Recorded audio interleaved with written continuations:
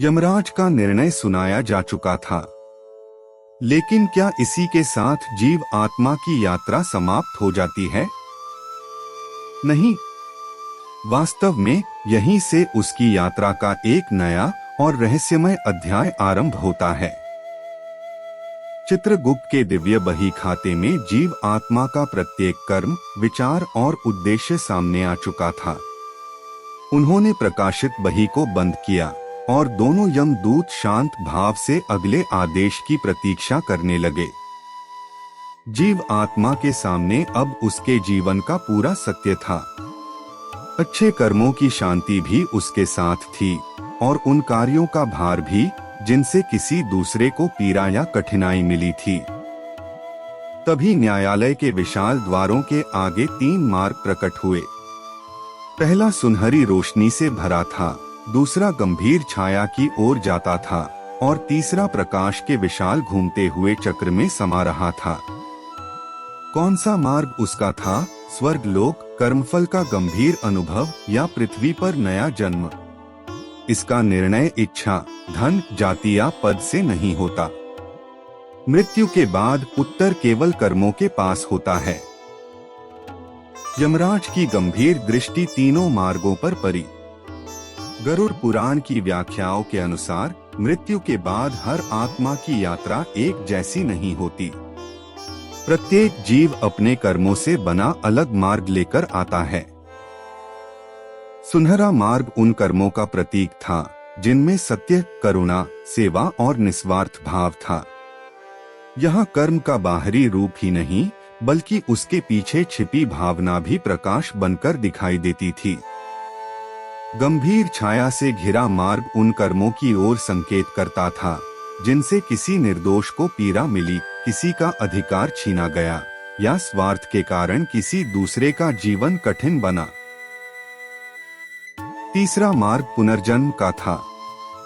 उसके घूमते प्रकाश में अधूरे कर्म, गहरी इच्छाएं, शेष जिम्मेदारियां और पुराने संस्कार दिखाई दे रहे थे, मानो आत्मा को सीखने के लिए एक और अवसर बुला रहा हो।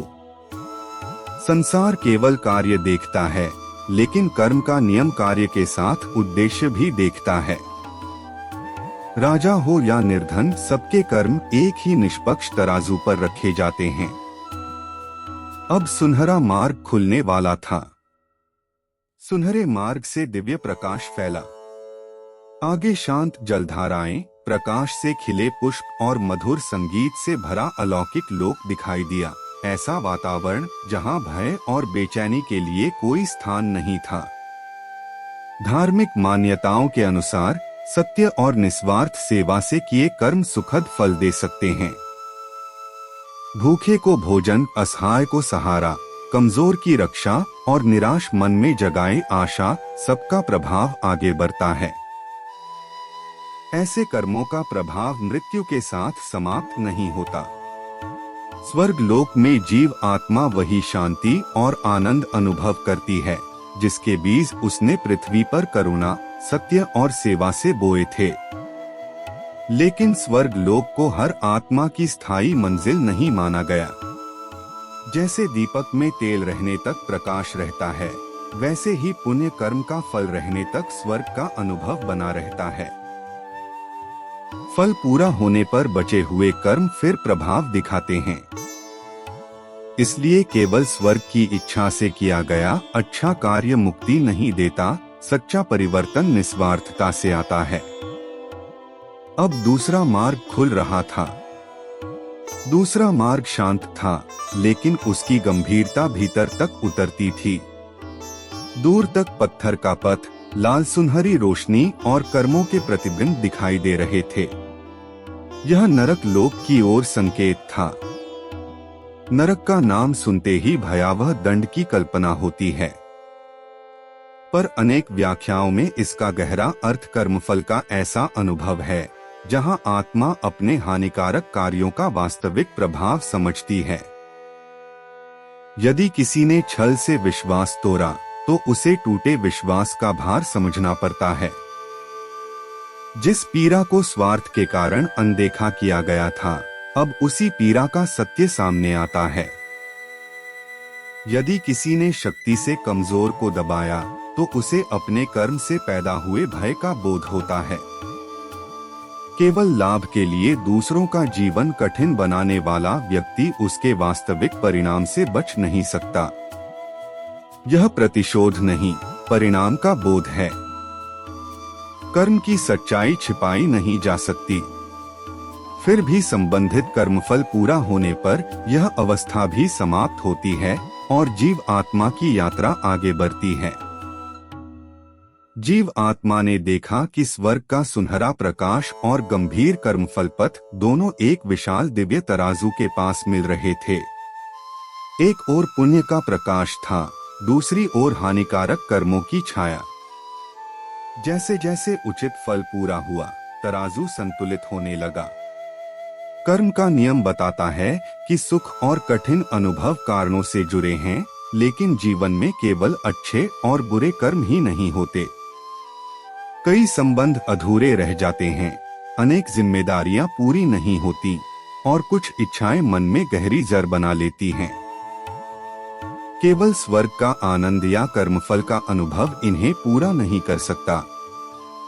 तब तीसरा मार्ग खुलता है, पुनर्जन्म का मार्ग।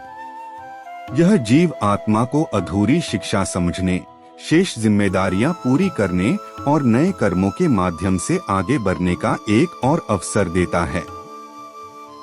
लेकिन अगला जन्म कहाँ होगा, किस परिवार में होगा और कैसी परिस्थितियां मिलेंगी? क्या आत्मा स्वयं यह सब चुनती है या पिछले कर्म आने वाले जीवन की दिशा पहले ही तैयार कर चुके होते हैं? जीव आत्मा धीरे धीरे पुनर्जन्म के दिव्य चक्र के पास पहुंची। उसी क्षण पिछले जीवन के संस्कार प्रकाश की धाराओं के रूप में उसके चारों ओर घूमने लगे और अगली यात्रा की दिशा बनाने लगे।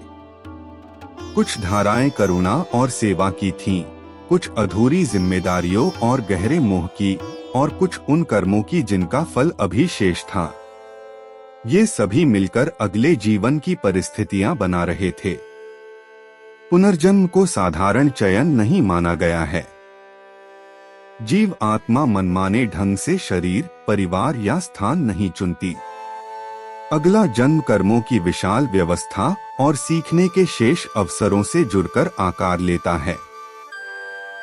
किसी को सुविधा मिलती है, पर उसके साथ बड़ी जिम्मेदारी भी आती है। किसी को संघर्ष मिलता है, पर उसी में साहस और करुणा विकसित करने का अवसर छिपा हो सकता है। हर परिस्थिति का पूरा अर्थ हमें दिखाई नहीं देता। इसलिए किसी के दुख को देखकर उसके पिछले कर्मों पर निर्णय सुनाना उचित नहीं। पूरा कर्मलेखा दिव्य व्यवस्था जानती है, मनुष्य का धर्म सहायता और करुणा है। पुनर्जन्म दंड नहीं, सुधार और सीख का अवसर भी है।